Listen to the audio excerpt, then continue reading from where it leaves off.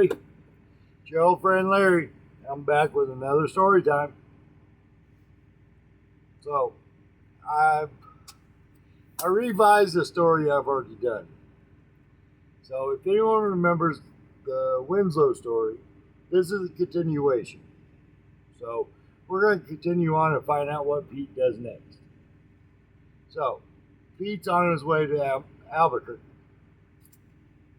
I know, I have a hard time pronouncing that name. So, bear with me a little bit. I might mess that up a few times, but stick around because this is going to be fun. And remember, you're on Another Time with Larry, or Story Time with Larry. Remember, bring your coffee. You're done.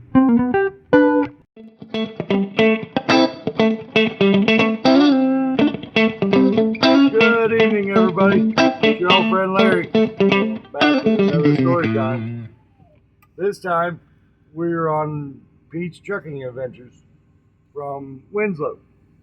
If anyone remembers the Winslow story, this is a continuation of Pete's travels. So, when we last left off with Pete, he was just sitting in with Mabel's Moonlight Cafe. If anyone remembers that. So, this is going to start from there, and let's get into tonight's story.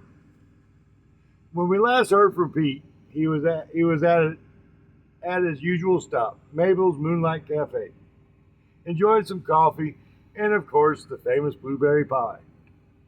Every time he eats a slice, something happens, whether it's good money, good loads, or new friends. Pete finished his pie and coffee and walked up to the counter, paid his bill, and told Mabel, well, time to head down the road, or down to Albuquerque. Well, here's another coffee on the house and one for the road. Pete, walking back to his cab K100, climbed inside. The roar of the engine coming to life, putting the truck in gear and heading back to Interstate 40. Up on the highway he went. The afternoon was somewhat warm. The truck just seemed to have a mind of its own. Like it knew where it was going. He had the old CB just a blaring, country music playing on his radio, without a care or worry in the world. So the next 260 miles seemed to just fly by.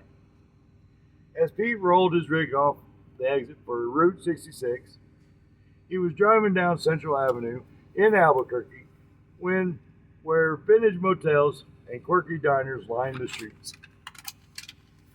Pete had a knowledge of a lot of diners as he had been driving trucks since the 1970s.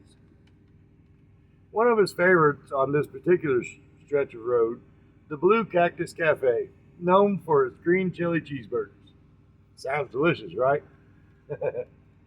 He pulled his truck into the gravel lot, the sound of crunching gravel under his tires as he came to a stop.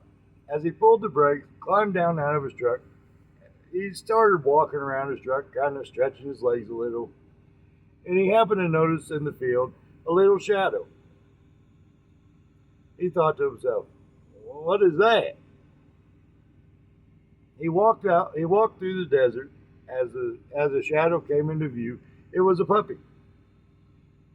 Pete whistled and knelt down as the puppy, running up, tail wagging, strolled right up to him. What are you doing out here? Pete said, rubbing the dog's ears, looking around, but there was nothing there but the diner. The puppy, a reddish brown, probably maybe about 20 pounds, Pete picked him up and started walking back towards the cafe. Maybe your owners are in there. The puppy let out a ruff. As Pete walked in the cafe, everyone turned to look at him. Yells from behind around the counter saying, "Hey, Pete!" And the waitress, Mary Ann, who's not only a waitress but the owner, said, "Who's your new buddy?" "Don't know. I found him outside and was wondering if he belonged to someone in here." Mary Ann said, "Well, isn't that just the cutest little thing?" And she walked over, started patting the dog on his ears as the dog licked the bottom of her hand. She goes, "I've seen this dog a few times. He came in about a month ago when we had a bad storm. Looks like he found a new owner now." Mary Ann smiling, reaching out and patting the dog once more. Pete walked over to a corner booth, set the dog down on the seat, and sat down. The dog just walked over to him calmly and curled up next to him. "Oh, would you look at that?" Mary Ann said. "He is so comfortable around you." "Well, maybe it's the warmth of your diner," Pete said, laughing. Pete looked down at the dog and said, "What would you like to eat, dog?" The dog just barked. That sounds like a good idea," Pete said. "We will have 2 of your green chili cheeseburgers." "I got you," she said with a smile. "I'll go put your orders in."